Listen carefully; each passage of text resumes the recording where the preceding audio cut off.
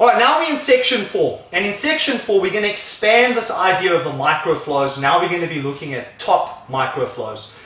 Remember, the idea behind the microflow, it's like a micro, small aspect of the game. It's not the full game. So we've done the guard one where we played around with just passing the guard, where he gave me minimal resistance and I could just work the fluidity of bringing my techniques together. Right? So if one didn't work, I could go to the next one.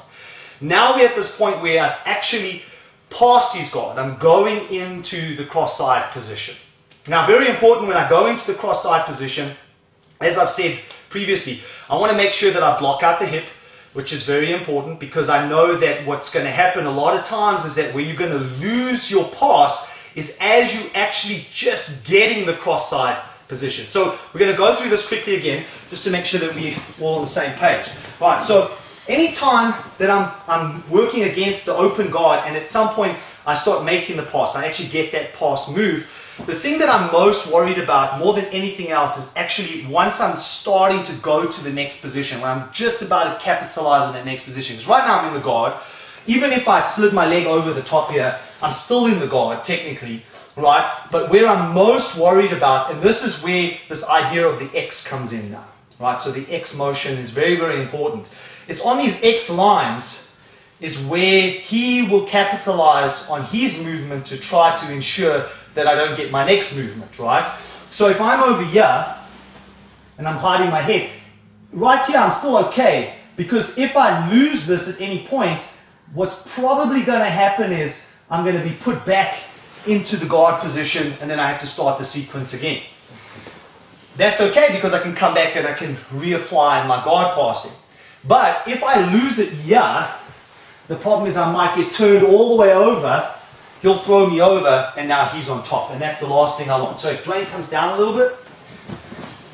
So what I'm mostly concerned about always is that just that final part where you've just gone from the one quadrant and you're going to capitalize on the second quadrant. You're going to get that cross-side position. So it's this here.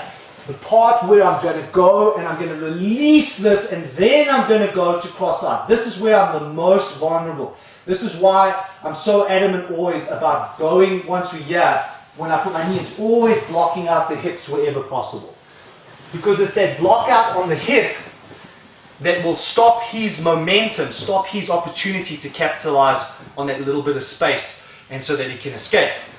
If you give another pass as an example, if I go like this and I do, say, a single underleg pass, right, I come in close, I lock myself up, right, I reach over, I grab this collar. Where I'm most vulnerable right now is as I'm starting to come around here and he starts turning towards me, this is where it happens. Now often what happens is people throw their arms over here, right? They'll actually chuck their arm over that side, which is a mistake, and you can see why. Because as soon as I put my arm here, boom, he's going underhook and he's coming out the back.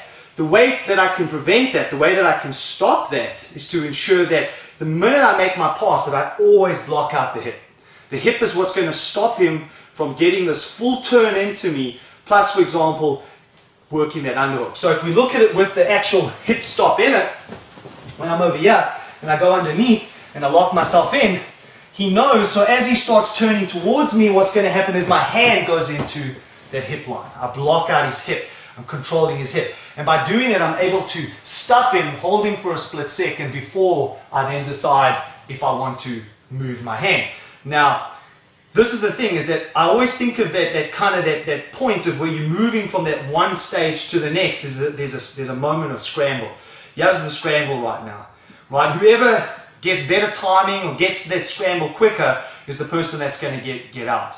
Once I've got the position, so once I'm here, however I landed up and I've decided, and I've got this control and I've got him controlled and I feel like, I've got him flat on his back, for example, and Dwayne can't actually move and I've controlled him, then of course I can let this go. Then when I let it go, I'm going to bring up one of my other tools to block out his hip. So now I might use my knee and then transition.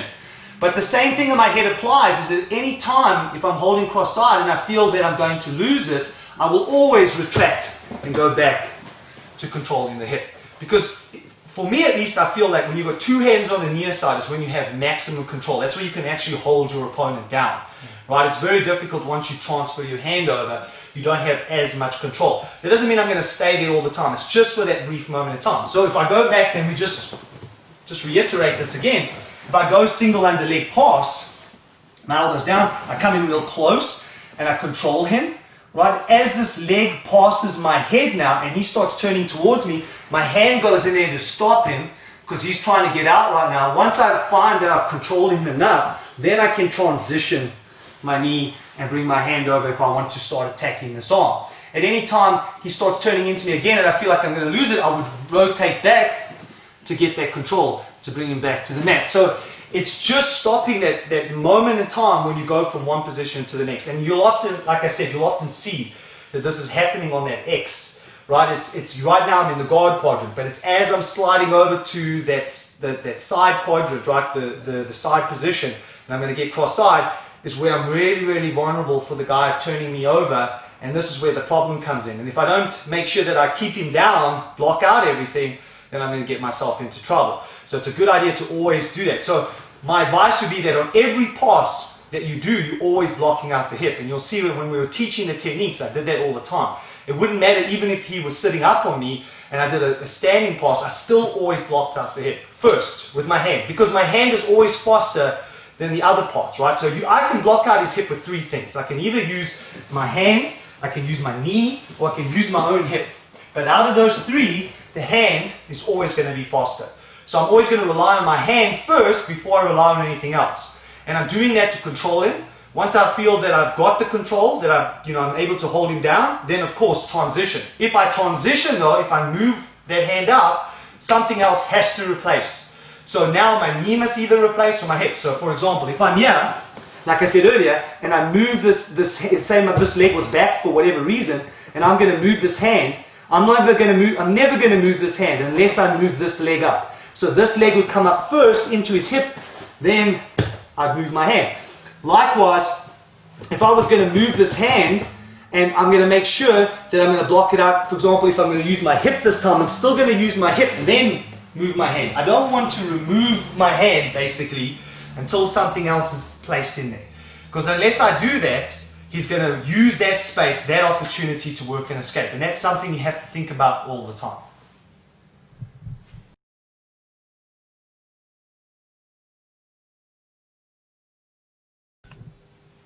All right, now that I covered this idea of always making sure that when you work your pass that you always block out the hip using your hand first, we're now going to look at the top game microflows. So in this part of the game, like I said, the microflow is an opportunity to isolate specific parts of the game and to play those specific parts. Again, Dwayne's part in this is to give me some kind of resistance, to give me real movement, but not so much that I can't complete the task, right? I have to be able to pull this off, because this is where I'm going to learn movement efficiency. I think too many times people want to go in, balls to the wall, they want to roll real hard, real fast, and then they miss those subtleties, and then what happens is later on down the line, they've got these gaps in their game. This is where you're going to close those gaps. You're going to make sure that they don't ever become a problem later on. And one of the ways to do it is through this flow process, by slowing things down, of course against some resistance against the live opponent, but not to the degree that you can't pull it off. So in the first micro flow, and you'll see that we're going to add to it and it becomes quite progressive, I'm going to work from the cross side to the north-south to the cross side, because this is a very typical sequence of events, especially for people that are starting out in jiu-jitsu, right? So once they've got their guard pass, they find themselves in cross side. Naturally, what's going to happen is Dwayne's not going to lie there. He's going to try to escape that cross side position. One of the things he would have done, because he's likely been taught this as a beginner, is to pull guard. So he's going to try to do that, and I'm going to have to deal with it. Now, typically what tends to happen when people are new at jiu-jitsu is they'll get cross side. They don't feel the subtleties, they don't feel that movement happening, they don't feel that the fact that that person's making space, for example, and trying to pull guard, and they try to hold on for dear life and ultimately end up getting pulled back into the guard. Now think about it. If it took you a little while to open up the guard, then to pass the guard, then to get to cross side, to be put immediately back into that guard position is a bit of a pain, because now you have to start and you have to basically work through that whole process again. So of course what you want to do is you want to occupy that top game, you want to keep it, and if you can't keep the cross side, you have to be prepared to move somewhere else. And this is part of the microflow. It's teaching you, yes, if I can hold the cross side and Dwayne can't escape, sure, I'm going to keep it. But if I'm losing it, rather than trying to just force, with my strength and my power and brute of will just to hold this person, I'm never going to do that, because then I'm going to be put back into a bad position. I'd rather move and still capitalize on the top position. So this is where these micro flows of the game actually come into their own. So if Dwayne's lying down in front of me, all right, so I've passed the guard, and so this is another place. So we can go back, for example, and I could have trained the microflow, guard microflow, just working my guard passes. And then once I feel that I'm getting really good at that, I can move to this stage and I say, okay, now I'm in cross side. Now I want to learn to control the top game, right? So this is the first flow one, right? So I'm starting off. He will always be in good position, right? Remember, what you want to do anyway on the bottom is you don't want to have the person lying on your chest, right? And we're going to talk about that when we change roles and we're looking at the bottom game. But for now, just important, if you're training with somebody, don't have it so that their arms are flying all over the place. Make sure that they're in good position.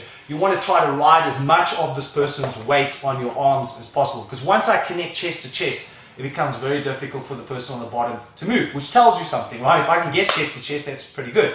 Right, so I'm going to be here. Now, I'm starting off with my two hands on the near side, because I'm assuming I've just passed and this guy's really trying to escape. Nobody's just going to lie there. He's going to try to get out of this. Right, so I want to control him first. But I'm going to have him flat on his back for this drill. So I'm going to be over here, and I'm going to be in this position. Now, there's a couple of points on how I hold this that I do think makes a huge difference. Nothing wrong with lying directly over somebody. I do that, but of course, if I feel that somebody's really got good movement and they're pretty strong, I like to angle slightly off, so just be at a 45. So again, the X motion comes into play.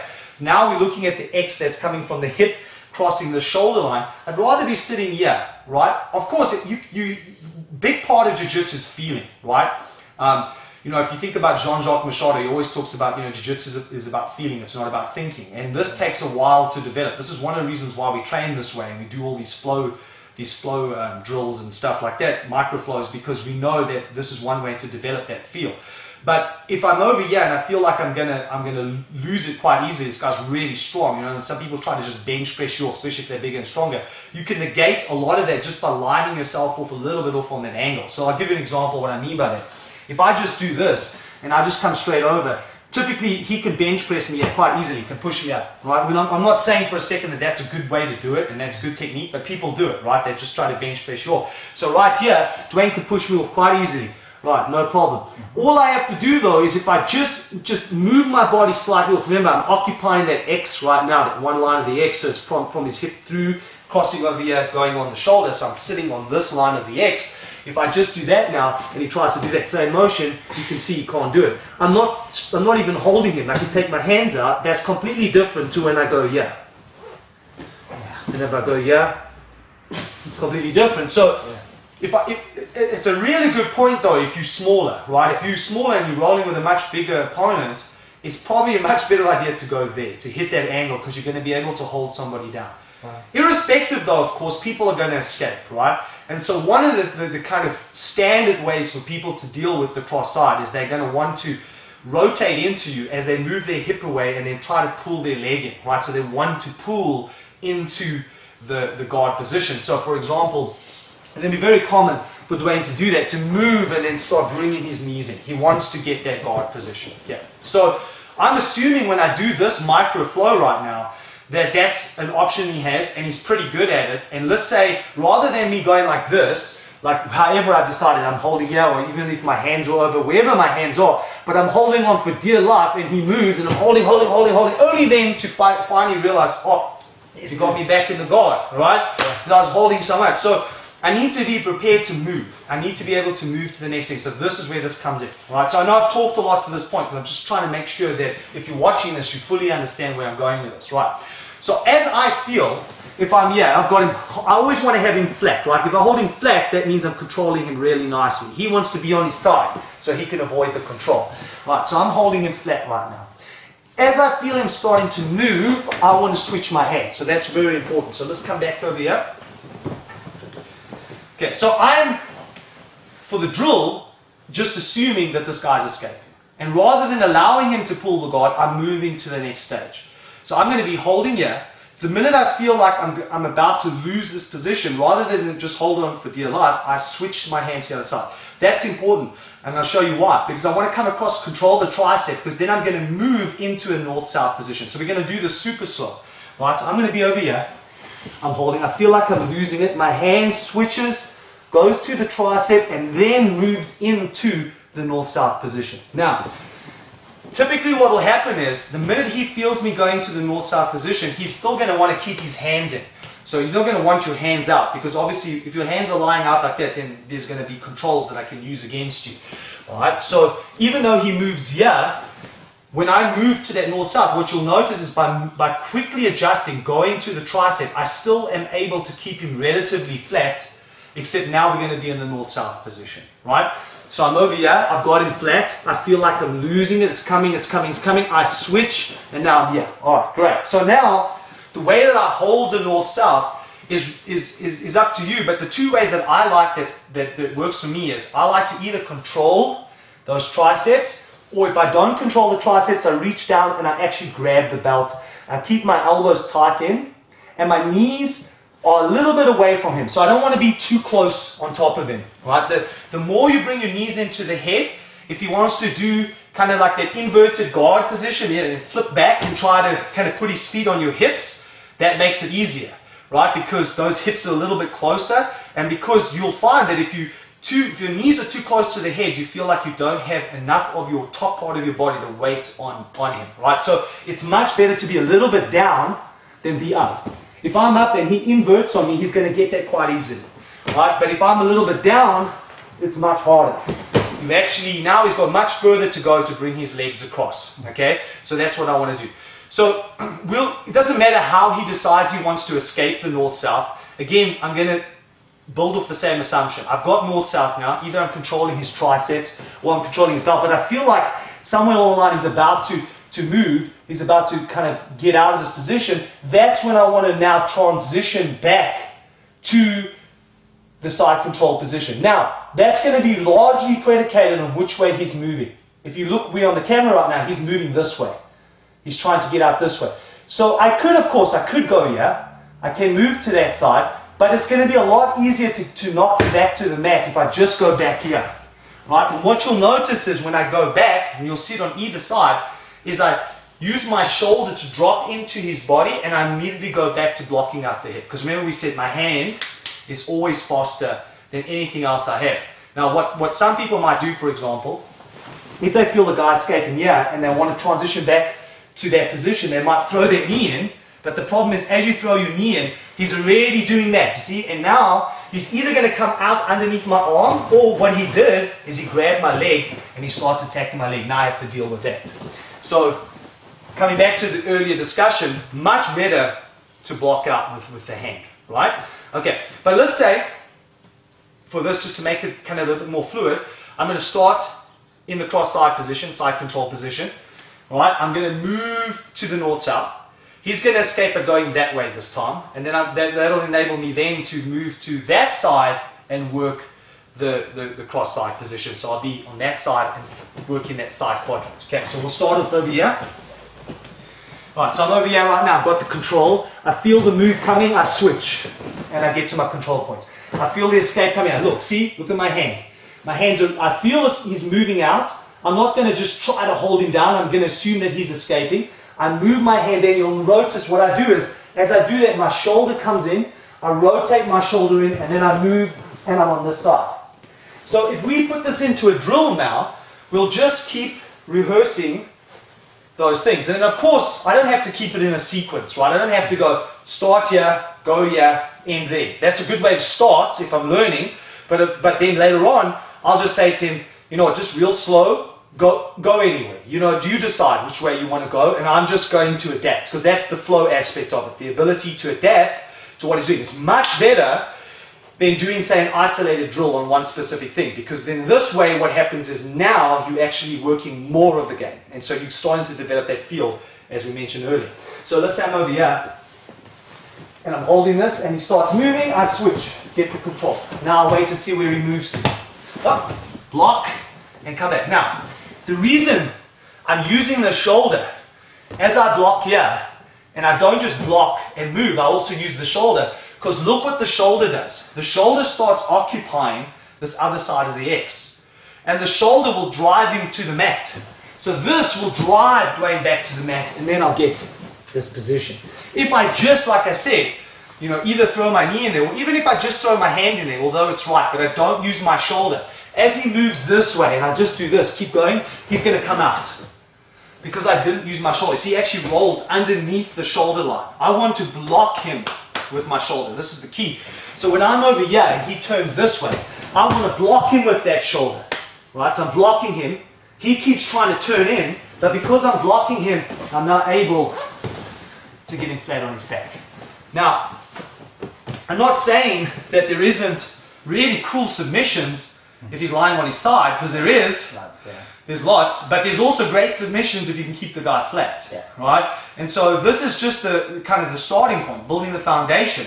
Like I've said throughout the program, once you get the stuff down, you can add in all the cool stuff. I mean, you can do a bunch of stuff from there, but this builds your foundation. So, first microflow, just to recap, is working the cross side or side control, whatever term you know for it. Cross side, north, south, cross side. Key elements. Start off with two hands on the near side. Be ready to block out the tricep. When you block out the tricep, when he moves that way, that's how you get him flat. That'll drop him back onto the mat. When he rotates again, so he's going to rotate that way, you're going to put your hand in his hip, and you're going to make sure that you use your shoulder to drive him back to the mat, so that you have this continuous flow sequence going on. So I'm over here, I'm holding, he tries to move, I switch, get the control. He tries to move, boom, there's my shoulder, and switch, and put him back down, and now I've completed the first microflow going from cross side, north south to cross side.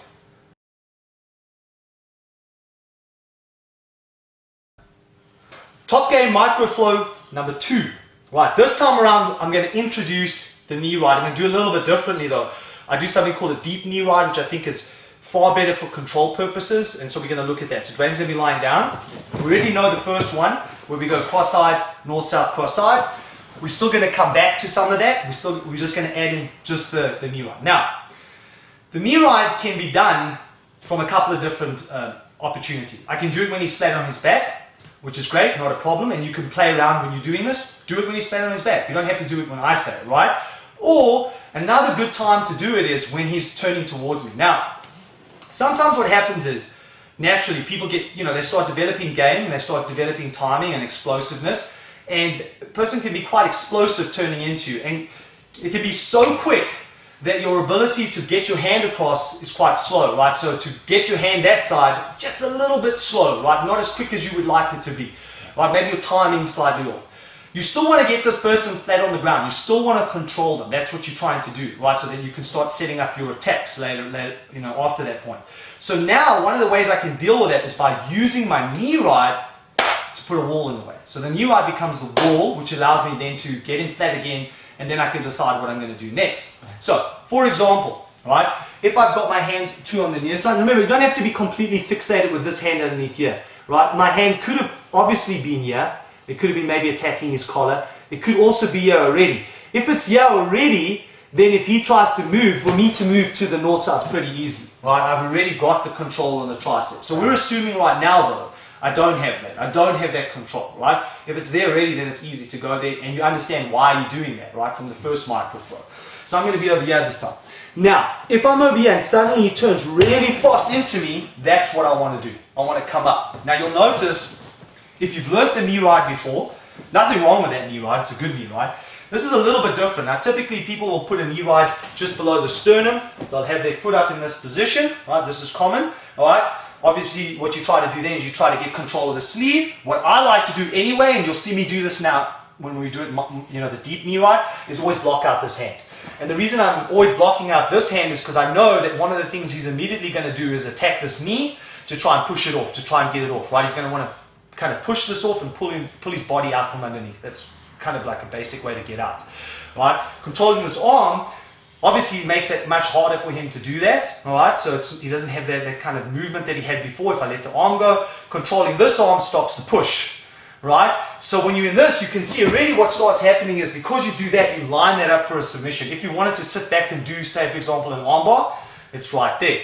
Okay, but what you'll notice, of course, is that what typically happens is people keep really tight positions. They don't just allow you to slide your knee that close to them, all right? And also, trying to get your knee up here when somebody explodes into you really fast is not that easy, all right? It's pretty difficult. The other problem that I have, and what I found just personally in my own game, is that if I was over here and he turned into me and I jump up here, I'm so high up that actually it gives him a lot of opportunity now to encircle my leg, right? So he'll snare my leg and then he'll use that to work an escape, right? So I find that coming down low is much better. And why do I call it a deep knee ride? You don't see it immediately, but you'll see it when I push him back. So we'll go slow on this. So when I'm over here and as he moves, then I jump up, boom, I start pushing him back. Now, if we just move this way, this foot, again, using the front part of my ankle, is going to be hooked into the side of his body, and this is going to be right over. So I'm actually going deep. That's why I'm calling it a deep knee ride, right? I'm pushing it straight over his stomach. Right, now once I'm here, he's still going to try to get this off. So that's why I'm going to go here, and I'm still going to do this. But instead of being up here, I'm going to be down here, across his belly line. So if you look at where his belt is, I'm just above the belt line, right? Where he's put his belt, I'm just over there.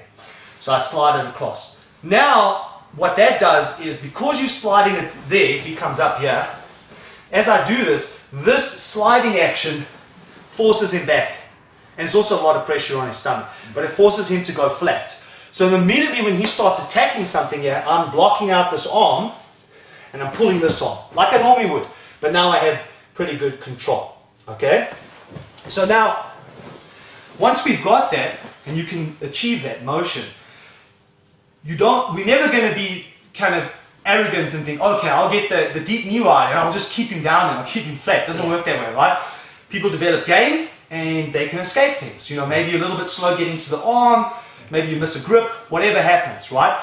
So this is where we added this element back into the first microflow. But there's going to be some subtle things that are very important when we do this, okay? So we're going to start off working the cross side position, 2 hands on the near side. He's going to do this slowly just so we can work through the sequence. He's going to fire himself towards me. I'm going to jump up and go deep knee ride, and I'm going to go for the block. Then I'm going to let him essentially push my knee off. So I'm going to assume that he was really quick. He was able to push the knee off. All right. Now, obviously, I need to do something there. I need to go somewhere else. I can't just let him push my knee off and then let him start either pulling himself away, pull the guard, or do an underhook, come out the back. Whatever he's deciding to do, I still want to control the top game. This is the whole idea. I didn't work all that time getting past this guy's legs to finally get here and lose it, right? So once I'm here and he turns towards me and I jump up and I get here. Now I'm going to let him push that off. When that happens, I'm going to let my knee ride go because I can't get my knee back to the right position. I'm not going to force it. And I'm actually going to collapse and go back to my cross-side position. But now, here's the key. Because what's probably going to happen is not only is he going to be pushing this knee, but he's also going to be turning himself, exactly. Because he's trying to get himself away. If he can pull his body away from this, so pull your hip away, yeah, then it's gone, right? Now I've lost it, okay? So I'm over here, I've got my deep knee ride. We'll go slowly. As he starts turning, watch what I'm going to do. I'm going to rotate and hit my shoulder in. So I want to bring my shoulder down to this level. What I don't want to do is, if he pushes my knee up, is jump over him like this. Because now you can see where the problem is. If I just throw myself over him, again, exactly, I'm on top of you, you're underneath my shoulders, I have nothing to block you out, to brace you out. I need to be able to do what? I still want to get you flat. I still want to bring you back to the ground and hold you out, because that's where you're vulnerable, right? Okay, so watch again. When I'm here, I'm going to let him push it off. But as I do this, I rotate and I knock my shoulder in. As I knock my shoulder in, this hand comes underneath. He keeps turning, But now, because my shoulder's there, I'm able to do what? I'm able to hold him down. Where is this hand? This hand is in his hip.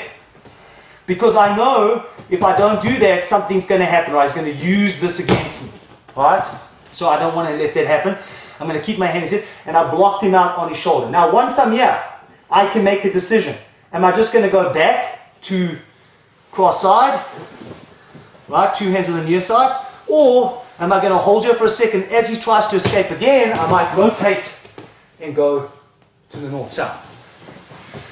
So now if you're watching this, you can actually see how the sequence of events is going to play out. Right. I'm going to have cross-side, north-south cross-side, but I'm going to have deep knee right, so I'm going deep with the knee right. But if I lose the deep knee right, I want to meet shoulder-shoulder. I want to put my shoulder lower than your shoulder to block you out, right? And that's one of the reasons why I'm doing this too. So when you turn and I drop, I let my shoulder hit first, then come across to here. Could I hit my shoulder and come underneath the head? Absolutely, but you need to be careful that you don't go under the head first. Because if you go under the head first, you miss the shoulder to shoulder. Right. You'll still turn. You'll still be able to turn yourself away. So to give an example of that, so just come over here. I just want to just show them this. Look. Okay, so right now, this is what I'm saying. Turn towards me. Okay. If I put my hand on your shoulder, right, and you push into this, you'll feel that I have, without a lot of weight, I'm just kind of, you can feel that that's going back. Right. And obviously if I come up and I put a bit of pressure, then you go down. But if you come towards me and turn to your knees, go, just putting my hand in front of your face is not going to do that. If you turn towards me again and I say turn to your knees, it's really hard, right? Yeah. Okay. I'm never, anywhere in this, I'm never trying to be arrogant when I'm teaching this and say, oh, there's no way, but it's harder. Yeah. Okay. So you want to try wherever possible, make it as hard for this person as possible. You also know that you can never be, like I said, arrogant and think, oh, I'm just going to do this and hold this person down. You must be always prepared to move to the next place. This is the goal because, hey, this is jiu-jitsu, man. People fight back. It's real. It's live. This is not pre-arranged movements. Okay. And this is the other thing as well, is that even though we're trying to break it down like this, we also recognize that when you're rolling, it's chaos. Yeah. You can never get it exactly as it is in training, if you're doing the technical stuff, but you want to get as close to it as possible, right? Okay, so that's one of the reasons why I'm attacking that shoulder all the time when you rotate into me, and why I want to bring myself low, because I know at least then I stand a chance of A, holding you in place, or B, pushing you all the way down, which would be the ideal situation, right? Yeah. So if we do this as a drill now, if I'm over here, I could, of course, as you turn towards me, maybe I was quick enough to move here. Okay, then you try to move again. Okay, I was quick enough to get there. Now you try to move again. No, I wasn't quick enough this time. Right? I felt like I couldn't get there. Right. Now I'm up here, I'm controlling the bicep, and I get that sleeve. So I've got this really, really deep in, right? You start rotating towards me to get out. Boom, I hit that shoulder, and then I can go to the head, or hit the shoulder, then go across, and then move. You're going to recapture your hands though. You're going to try to get your hands back. Yeah, exactly. Because you wouldn't normally leave your hands out there, right? Because then I'm going to go for them. Okay, so control the triceps or control, right, you move, there we go. What did I do? Rotated my shoulder in again. Yeah. So I'm using the same principle, just putting it up here, put my shoulder and put my hand by the hip, right, get you back, flat, you turn again maybe, this time, no, I was a little bit too slow, I didn't feel like I could go all the way across, I get my deep knee right, maybe I'm trying to grab this, even if I missed it, so here's a good example, you're already here. Yeah. And you're not going to let me pull this up. No. You're going to hold it real tight. You're going to go, no ways, no ways, no ways. And I feel like I'm losing it as you turn towards me now. Boom, shoulder. Now I decide, am I going to come across or am I going under? But I hit the shoulder first before I go under. Or hit the shoulder first before I go over. Now I'm here, hand goes in the hip. Smash down. Now, as I smash down, I occupy that 45, right? So we talked about that earlier. This is a really nice place to hold somebody down. So now I'm over here, 45, and I'm waiting to see what happens, and depending on where you move, boom, there's my shoulder again, blocking you out back to this position. So, in the perfect world, I'm keeping you down. Right. But I'm also very, very much prepared to move to another place. Yeah. This is the key. I'm not going to just, and I think that, like, if I look at most people who start out in jiu-jitsu, right, that's the thing that they do all the time. Yeah. They try to just hold down things 100%, and then even when they're losing it, they're still trying to hold. And you can see, you can see it's going, but they're still holding instead of move already. Right. And so it's very important to be able to do that.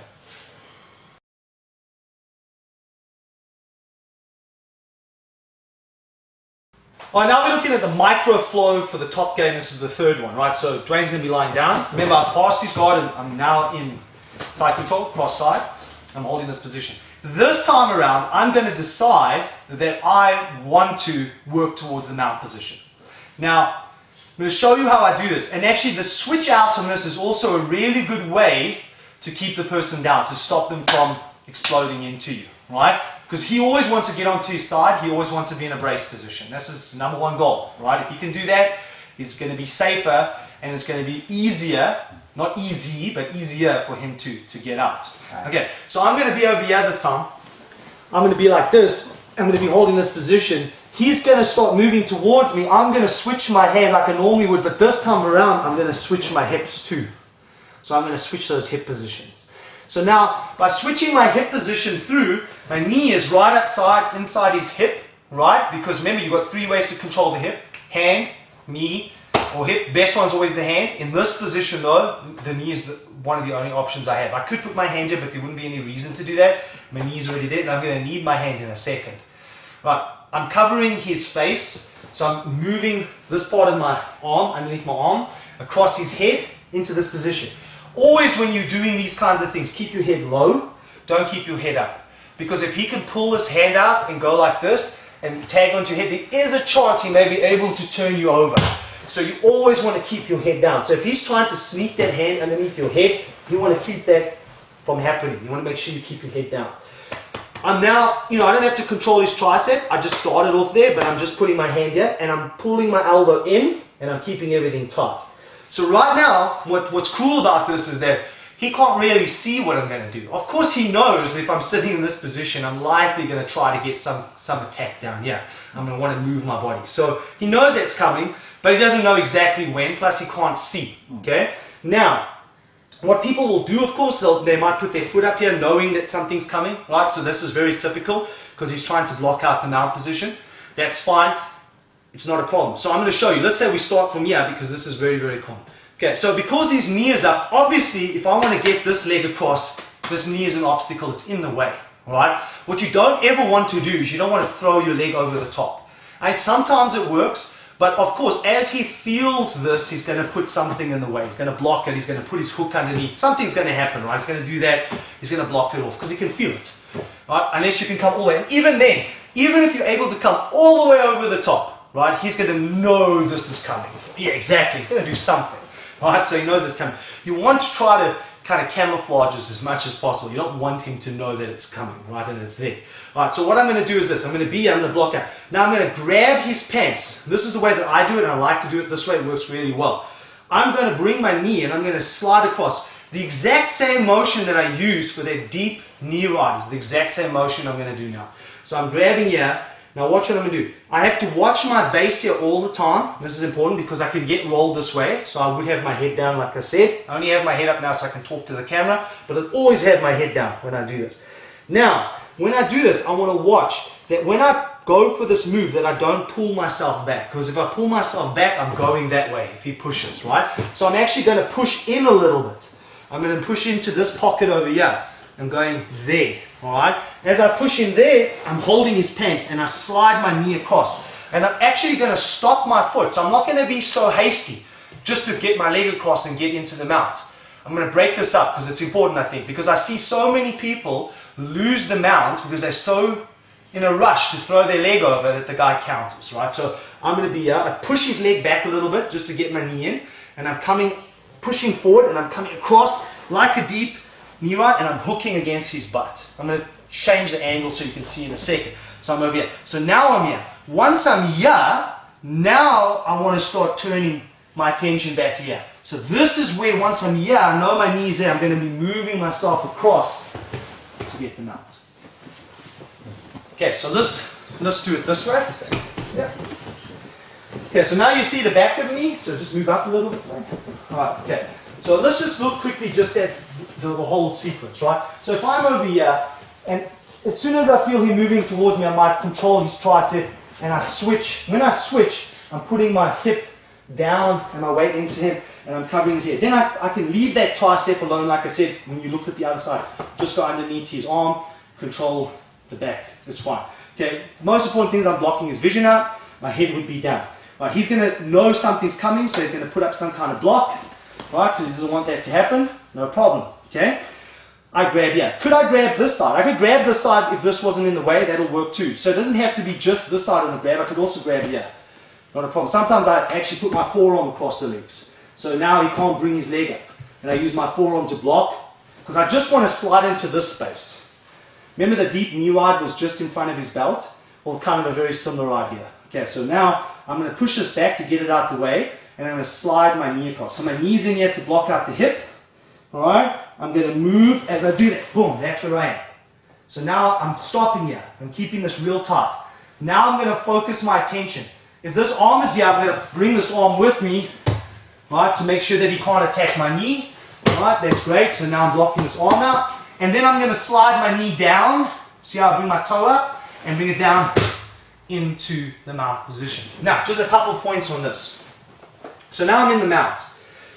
Very, very common, people make mistakes here on the mount, is what they tend to do is they sit on the person. Now, I don't think that's a good idea, because the problem is that when you sit on somebody and he bridges up, you can see what happens. Because you're sitting on him, you actually allow him to utilize his bridge more effectively. You want to take that bridge away. So what I do is I will place all my weight on my knees and squeeze my knees next to the side of his body if possible. So I'm going to be just clamping next to him, but actually I can put my hand between his chest and my groin. There's a space there. I don't want to be sitting on him. So even when I'm here, I'm actually not sitting on him. I'm squeezing my knees. All right, and you'll see when we go to one of the other microflows why this is important as well, because it allows you to do a crucial thing, which is important. You lose the mount, right? People escape the mount. You need to be able to move, right? If you get taken out of the mount here, what typically happens is you'll be turned over and you'll be back in, he'll be in your guard, right? Now you have to work from the guard position. So he's going to reverse this position on you. So I want to be here, my hands are out, far away from him, and my knees are real tight. Of course, you know, this is not going to enable me to submit him. So at some point I would probably have to come up and start attacking. And even when I do that, my knees are still next to him, driving the weight into my knees. But what the most important thing is what you see is this, right? If I keep my weight off him and now he bridges, I don't really go anywhere. But if I sit on him, go, that's a big difference between that and this. Go. Big difference, right? Because just by putting my knee weight down and he's got that extra space, that gap to deal with, changes the thing completely. Alright, so now when we put this into a microflow, I'm going to work the same things I did before. I'll just take out the deep knee ride for now. Of course, as you get really good at this, you can add that in. So I'll start off working the cross side. Dwayne starts working escape. I switch and I go to north-south. He escapes again. I move. There's my shoulder. Get that cross side position. Now, once I'm here, I can switch and start working for that mount position. Now, of course, while I'm going here, if suddenly I feel like this is a bad idea, like I'm going to lose this, I can easily just switch back. But look when I switch back. As I switch back, what I do, I don't just switch back like this and leave all the space for him. I switch back by putting my hand in his hip. But if I go back here and I feel it's good, I can go, slide it across, collect this arm if it's there, hands go out, get to this position.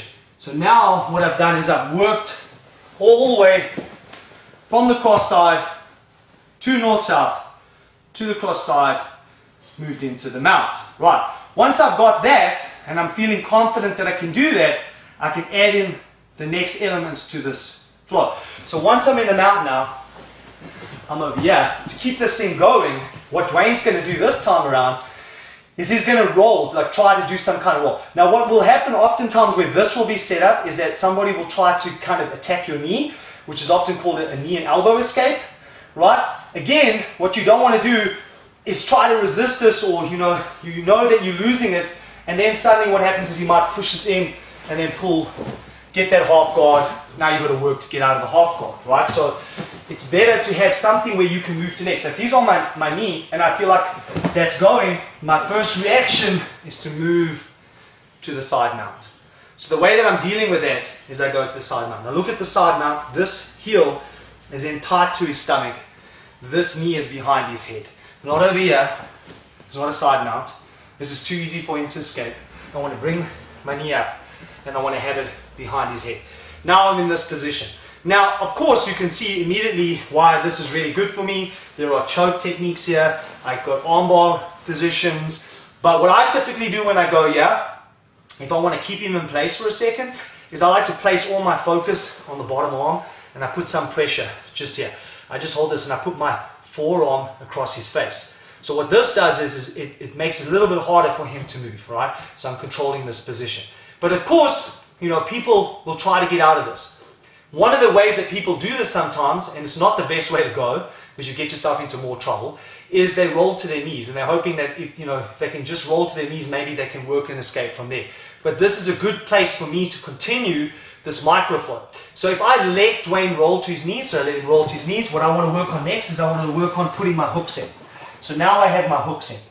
Right, my hooks come back. All right, good control. Don't be too far on somebody. So if you're going to get thrown off easily. So once you put your hooks in, work it so that you can come back more. Try to bring yourself back. As far as control points here, there's a couple of options.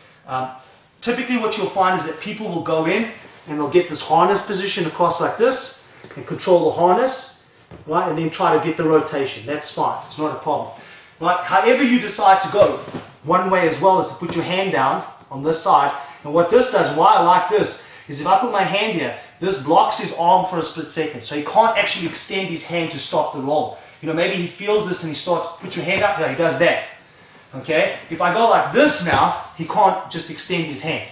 So now what I want to do from here, once I put my hooks in, I want to get that roll, and I'm going over the shoulder there, and now I'm over here.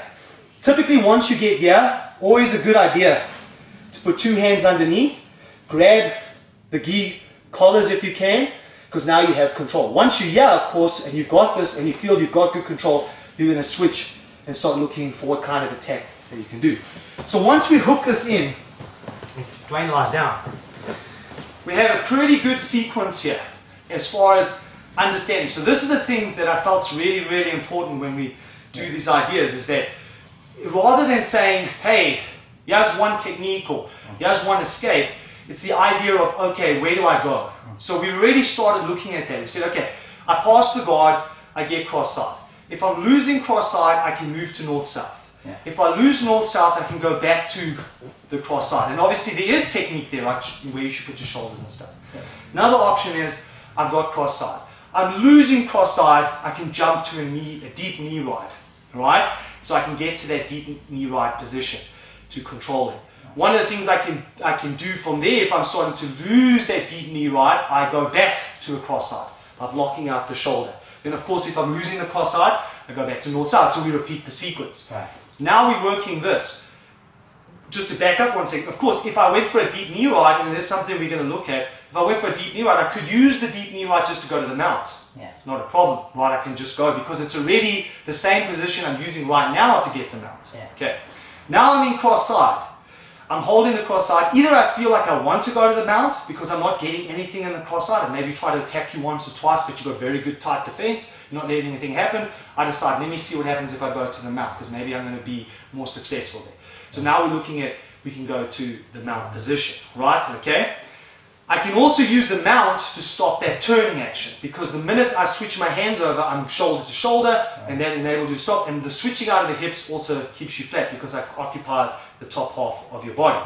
Right, so once I'm in the mount now and I've got that control of the mount, naturally what's going to happen is you're likely going to want to escape. Yeah. Rather than trying to force holding that position, I move to the side mount position.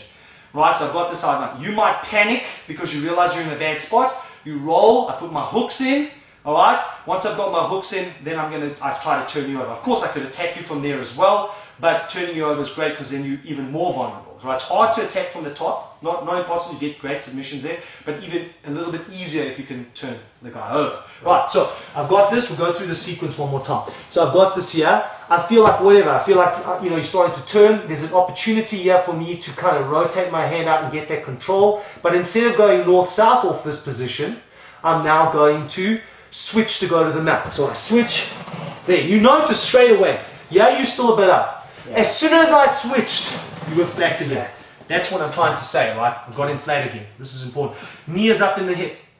Controlling the pants, controlling those legs, keeping those legs down. Just enough to get my knee across, right? So I'll go a different grip this time just so we can see something different, right? I'm holding here, okay? I come across and I go into the same position I used for the deep knee ride, right? This arm is here. I don't want this arm to attack this knee, so I collect it and I spread out. Where do I put my weight? On my knees. I don't sit on you. Alright, so now I'm over here. You start going for a knee and elbow escape. I feel that coming, I switch. I go with you. So now I'm over here. Now I'm in the side mount. If I don't want you to turn, I can hold you. I can just control you here for a split second. Of course, naturally in the real kind of environment, I'll be attacking the arm, attacking the collars. I'll be going for some kind of submission. Yeah. You realize you're in a bad spot, you roll. As you roll, I put my hooks in. First thing I do is slide myself down. If I'm too high, you're going to throw me. Yeah. Now, once I'm here, I could of course try to attack here. Like I said, not as easy, but I want to get a better position. I'm going to roll you. I can either go for a harness. Anytime you, again, when you do grips, you always go hand over thumb, but maybe you won't let it in. So one of the nice ways that I found is if you want to let my hands in, if I just put my hand in and block, or even just here, just grab the bicep works as well. So just block, and now you're going to rotate. When that turns over, I like to bring my hands underneath as a good control, because you're going to want to escape. And I want to stop that escape, right? I can control the lapels if you're wearing a gi, and I'm in this position. When I put my feet here, I can either put my feet together, or I can hook them underneath, but don't ever cross them unless you want to get ankle locked, right? So you don't cross your feet there, because if he puts his foot over mine, that's going to friggin' hurt. So I either go underneath here, control, or put my feet together. I like that too. That works pretty well, except it's not as good a control as this one. That one's always the better. So now we're over here, and we've worked a good sequence, right? And then we're going to move to the next part in the next video.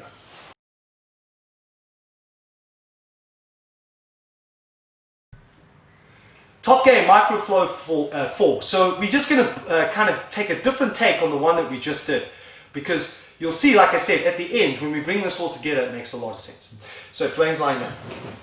Okay, same sequence as before, got the cross side. I decide that I want to go to the mount, right? So I get the mount, but this time around, I'm going to decide on a different way of dealing with his escape, right? So instead of going to the side mount, I'm going to do a dismount and go back to the deep knee right that we did previously. So I'll be over here, get this control. I decided I'm going to switch over this time. I move in. See, once my knee is here, I don't need to have my hand here anymore, right? I take my hand up because I've replaced it with something else. I get the grip position, I control his legs, I slide over, I collect his arm, and my hands are out. So now I'm in this position. He starts attacking my knee, and obviously he's attacking this knee all the time for the camera to make it easier, but of course he could have gone the other way, right? So now I feel like I'm losing this. The other option before was to move into the side mount. This time around though, this is why this is important to have your weight on your knees, because if you sit on the guy, you're not going to be able to pull this off, right? So I'm over here and he starts taking, watch what happens. This foot rotates back and I hook the side of his hip. So now I've gone back to that leg position. He's still going to be pushing on my knee. Now I'm going to come up, control that, reach back if I can, and get the sleeve position. So I'm back to my deep knee right. So let's look at it just from here. Right, so I'm over here. Let's give it a bit of a different angle. Right, so I'm over here. I've got the mount. My weight's driving on my knees. He starts attacking my knee. I dismount as a way to deal with it, right? I'm not going to stick around to see if he gets it. Yeah. I move here. If I want to, I can go back to the mount from here, right? I said that earlier. You can easily go from that deep knee right into the mount. It's right there. If he decides to stop attacking my knee and go for something else, I can slide that knee over, then I'm back to where I was, right? Mm. So I'm back here. Of course, if I wanted to now just go through the whole sequence that I just did, I can say, okay, he's still getting this. He's still. I meet him with my shoulder. I come across, right? I move to my north-south to kill that out. Now we're back here. He may want to escape. Boom, I block. I move. Right? I might decide, no, I want to go and I want to switch. Right, so now I'm here. I want to go to the mount. I go across. My hands are here. He attacks my knee. I can either go side mount. He attacks my knee, but because we're doing dismount, I dismount to get the control and make sure I keep it nice and deep. So even if I was a little bit too far back, I can push this back again to get you flat, right? So now I'm here. Then of course, if I lose this, we're back to square one. Block, control, and start working to the north-south position.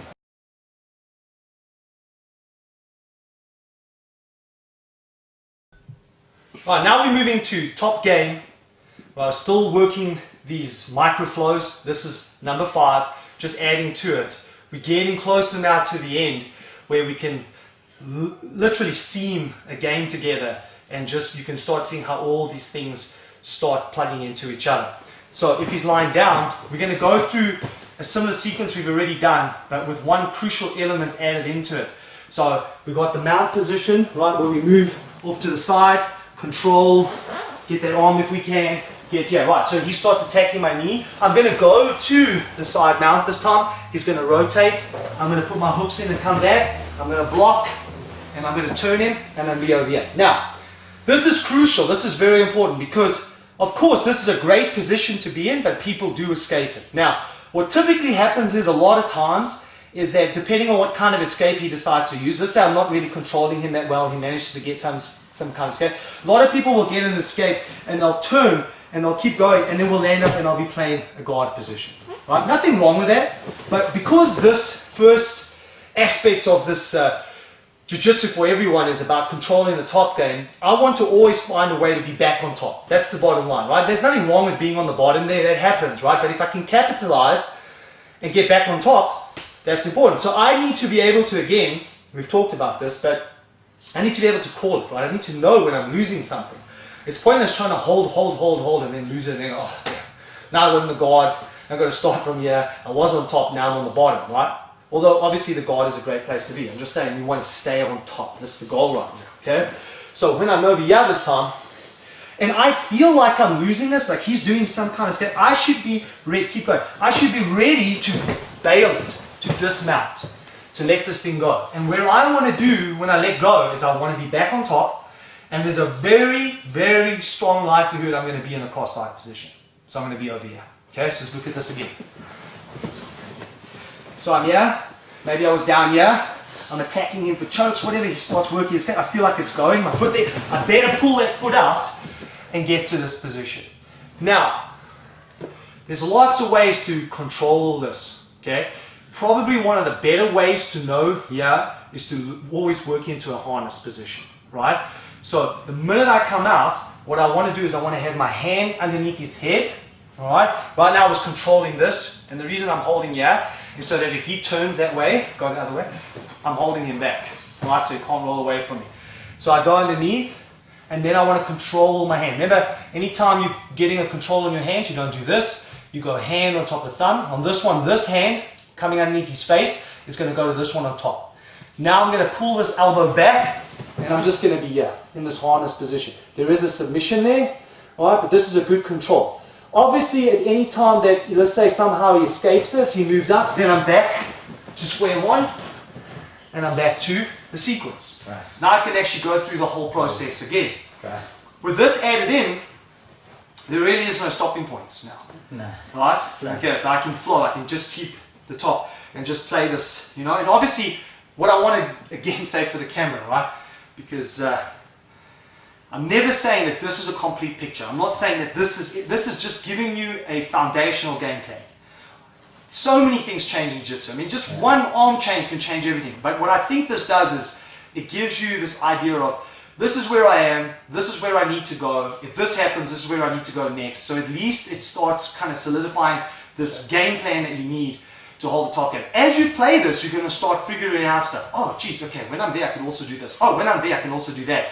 And this opens up the thing. But I think a lot of times this gets missed in coaching Jiu-Jitsu, right? Everybody just teaches techniques, right? But then you say, that's all well, but how do I get there? How do I get there to pull this technique off? So there's no game plan. I think this kind of gives a baseline game plan. And then you can add a whole bunch of stuff into it. So, you know, we talk about all the really cool stuff you see in Jiu-Jitsu competitions. Once you've got this, I mean, there's tons of opportunity to do like, oh, there's a bow and arrow choke. I can do it from there. I can do this kind of thing. I can do that kind of movement. And this is what I think allows you to do it, right? Okay, so let's just go back to the side mount, just so we can just recap from here. So you rotate, right? You go to your knees, roll over, get the hooks in. I block out. I get the roll. Okay, so yeah, you're starting to work an escape. I'm not just going to stay here and wait until the inevitable. I'm already letting go. And I'm watching this leg and I'm pulling it.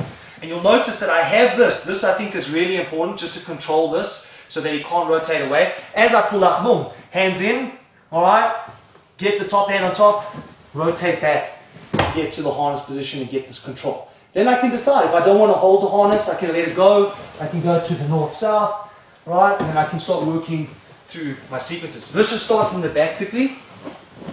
Do this one more time. And I'll do it a little bit more concise and a little bit more together. Alright, so go escape, control. There. You notice that hand is there. Makes a big difference. Boom, there I am. Be careful when you do this too though. This harness position is really dangerous. A lot of leverage behind the neck. You need to be super careful. You don't want to hurt somebody. Alright, so you got this. And then of course, if you want to keep it going, I'll just let it go and start working into the next position.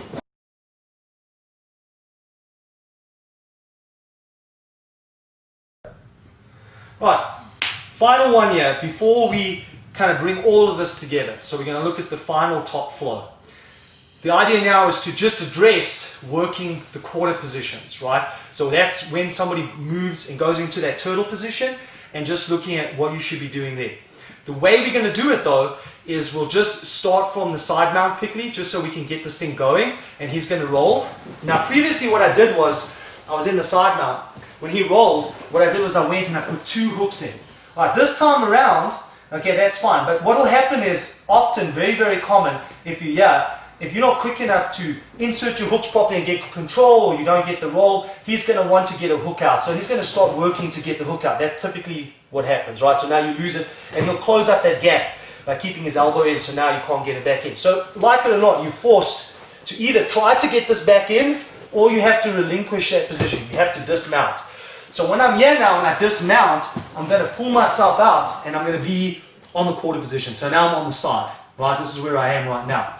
When I'm on the side here, one of the things I'll tell you straight off the bat, it's a good tip, don't put your hand in here. Okay? Don't put it in here, because what people do is they lock this hand in and then they'll roll you over. You'll go over this way. Very, very common. And it's a good move to know. So I try to prevent that happening, so I'm always here. I like to put my hand here. Of course, I would use this hand as a way to start looking for attacks, okay, and trying to get some kind of submission, but I'd prefer to have my hand here. Sometimes what I'll also do, which is quite good, is I'll put this hand, but I'll go inside his thigh and grab here. The only thing I have to watch out for, you have to watch out for some kind of figure 4 movement, right? So that's the only problem. And with the gi on, he has a lot of things to grab. This is really nice, like no gi, or even MMA if you think about it, because you can put in strikes, but just be careful if you do that. I think the safest option is just to go here. Don't stick your hands inside is what I'm saying. Don't worry about, yeah, that's fine. You can attack the neck and stuff. That's good, but you don't want to put your hand in here. So now I'm over here. My knee on this side is in front of his knee. That's normally how you see most people do it. What I want to do though is that I like to use the side of my body just to cover him. So it's not just merely doing this and leaving all this space. I want to stay with him. I'm not stuck to him so tight that I'm holding him real hard, because people roll. And if he moves, I want to always, if he just moves somewhere great, I always want to be able to move with him. This is important, right? If I stay too stuck to him, sometimes if he rolls really quick, you go with. Yeah. Okay, that's not good. If you don't stay, you leave too much space, then he gets out. So you've got to find the middle ground here, right? So you want to be stuck to, you want to be connected to him, but not stuck to him. It's basically probably a better way to describe it. So I'm over here. Now, from here, I'm going to rotate because I want to come in front. Let's say I want to attack the front position. Maybe I was doing something here, it's not working for me. If I rotate to the front, I move here. Now, on this one too, one of the things I'm going to suggest always is don't stick your hands inside here. Because similar things start happening, it controls that tricep, and now you're going to go, right, if you stick your hands in. I always like to be over here. Again, control this. And of course he can sit up at any time. That's fine. If he does, I'm starting to attack while I'm watching where he goes. But I prefer to be here, keep my elbows in. Probably another mistake that people tend to make is they come up too close. So just like I said when we were doing north-south, I said don't bring your knees up so close. Same thing applies here. The problem is if your knees are too close, it's easy for him to grab and then he can turn you over. So you want to have your knees slightly away and you want to be controlling the triceps here and have your head in the middle and just kind of wait and feel where he's going to go. If I want to rotate to the other side now, I'll just move here, control this still, keep this hand because I don't want it to grab my leg as I come around. Put this knee in. Once I'm here, bring my hand over the top, control, come across and keep my hip. So we'll move back a little bit so we can get all of this in. Okay, so remembering now that I've dismounted, right? So I've come out, I'm over here. I'm keeping contact with him, but I'm not sticking to him, right? So I don't want to get rolled. Control. I want to turn the corner. If I turn the corner now, so this is my kind of my top game flow for just working off the turtle position, right? I'm going to move around. Get the control. Once I'm here, and I don't want to be here anymore. Let's say I want to go over there. Maybe he's, he's resisting, whatever. I feel like, oh, I see something there. I want to go there. Control this. Keep, so it doesn't grab your leg. Put your knee in. Once your knee's in, switch across, control. You'll see here, now when you see this, how I'm keeping this whole side of my body connected to him. Because if he rolls, I want to stay with him, right? Then finally, of course, even though the best place on the back is always to put the hooks in, sometimes being on the back there is good, even if you can't get the hooks in, because you're waiting to see what he's going to do. If he tries to move, if he creates a space, you'll put a hook in. But I'm going to show you something that I do that works really nice. So once I move here, all right, what I do is this one leg will be flat, this leg will be up. So I don't go two legs down like this. Some people do this. I don't like that. I found that if you're in this position like this and somebody moves really quickly, see, it's not that easy to keep with him. You kind of lose it really easily. But if I keep one leg down and one leg up, so one down, one up, so if you look at the other way, this is what it is. Okay, so one leg down, one up, and now he moves, it's very easy for me to stay with him. And that's what I'm going to want to do. I'm going to want to stay with you. If you rotate over, whatever, I'm going to be with you the whole time. So let's address that quickly because I think that's kind of important. Again, of course, what I want to do is I want to be affecting an attack. I want to put my hooks in if I can get that. But people are not going to let you do that. He's going to want to roll away from this. So if suddenly he starts rolling, the number one goal for me is not to get so fixated on trying to hold this that I lose it and he rolls and say he comes out and now I'm here, boom. Look, it's a good example. Right, now just stay there. Oh, look, there's a triangle right there. Okay, that's very common, right? Okay, people, and that's what happens if you don't move with the guy. Okay, so look at the difference though. He does that exact same thing again. Go. I've already moved my hand out the way. I'm really staying with him. Keep rolling, keep rolling, keep rolling. Keep rolling, keep rolling, keep rolling, keep rolling. Good. Right. So I'm actually using my headline as well to keep with you. And there, as you came out of it, I was still in the cross-side position. So look at that again. All right, so I'm over here. You roll. I take this hand away. I don't want it to be there. See, really that's pressure. That's hard. I could hold you there. But let me say I let you go. Boom, there's my head. And I use it. And I'm in this. Now, of course, we can start that whole thing again. The whole sequence comes back into play, right? Okay? So this is important. If I'm on the back, like I said, one leg down, one leg up. I'm controlling. I don't stick my hands in here. Don't ever do this. Just be attacking. See if you can put your hooks in, whatever. And suddenly you roll. Go. Same thing again. I want to stay with you. Okay. So it's very important that if your opponent rolls, that you stay stuck to him. Stay with him, stay with him, stay with him. Very, very important.